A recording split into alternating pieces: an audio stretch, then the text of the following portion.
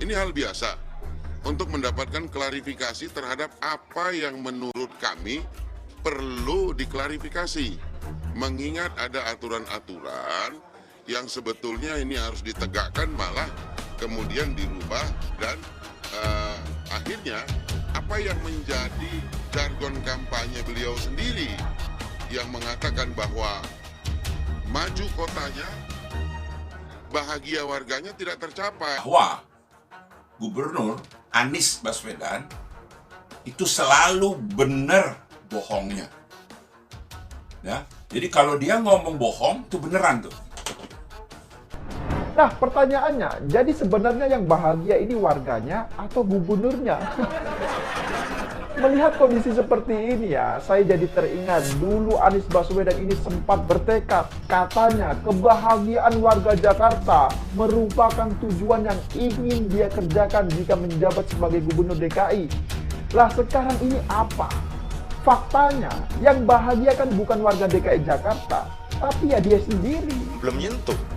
Selama kepemimpinan Pak Anies 2 tahun ini, 2 tahun lebih ini, memang belum menyentuh 13 aliran sungai yang notabene itu menjadi kewenangan pemerintah pusat. Maka langkah yang paling utama harus dilakukan adalah bagaimana Pak Anies segera melakukan koordinasi dengan pemerintah pusat. Justru apa yang disampaikan itu adalah justru menguatkan prediksi kita bahwa banyak ketidakjelasan yang terjadi mengenai Formula E, mengenai rumah DP 0% itu dari RPJMD yang 230 ribuan dikoreksi menjadi sekitar berapa dari 14.000 yang sudah selesai sekitar 2.000-an, itu pun masih 15% dari pencapaian di tahun keempat ini. Dan sekarang banyak yang baru sadar, ternyata yang membuat Jakarta fatal itu ya karena ulah dari Anies Baswedan sendiri. Ya benar kan? Lah bagaimana tidak fatal ya? Coba bayangkan, di saat tingkat angka kemiskinan warga DKI Jakarta semakin meningkat, ternyata dari laporan LHKPN yang ada, diketahui bahwa kekayaan Anies Baswedan ini meningkat hingga 2 kali lipat. Itu kan cuman hanya akal-akalannya Anies, sehingga bohongnya menjadi beneran. Ini Anies luar biasa, membohongi warga Jakarta tanpa tersentuh hukum. Semua ini jelas menunjukkan bahwasannya Jakarta ini telah mengambil keputusan yang fatal. Dan kata-kata Anies Baswedan itu memang terbukti untuk dirinya sendiri. Ya tapi kalau boleh ngasih saran ya, mungkin sudah saatnya Anies Baswedan ini harus merevisi slogan kampanye dia dulu. Yang katanya, maju kotanya, bahagia warganya. Nah, kenapa saya katakan slogan itu harus direvisi?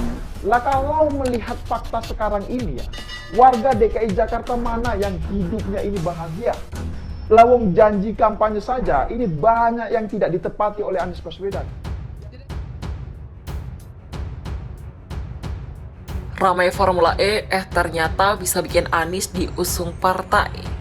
Jalannya pres bakal mulus. Direktur Rumah Politik Indonesia Fernando Emas memberikan sejumlah analisis dibalik ditunjuknya politisi Nasdem Ahmad Sahroni menjadi ketua pelaksana balap mobil listrik internasional Formula E. Fernando mengatakan penunjukan Ahmad Sahroni oleh Gubernur DKI Jakarta Anies Baswedan ini sangat politis. Ahmad Sahroni sepertinya sedang dipersiapkan oleh Partai Nasdem untuk mengikuti pilkada di DKI 2024. Begitulah kata Fernando kepada Kenpe.co pada Jumat. Menurutnya Anies sedang memberikan panggung kepada Sahroni untuk melakukan penjajakan dan persiapan menuju pilkada 2024. Pengamat ini menduga Formula E membuat Anies menjadi makin mesra dengan Nasdem. Selain itu sepertinya sudah hampir dapat dipastikan bahwa Partai Nasdem akan mengusung Anies Baswedan pada Pilpres 2024, begitulah katanya. Direktur Rumah Politik Indonesia ini menduga mungkin saja sudah ada komunikasi dan komitmen antara Surya Paloh dengan Anies Baswedan terkait dukungan tersebut.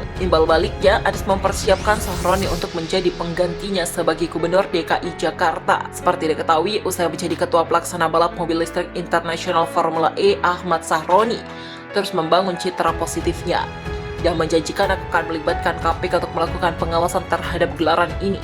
Hal itu dikatakannya untuk menjawab berbagai isu dugaan korupsi seputar perlombaan.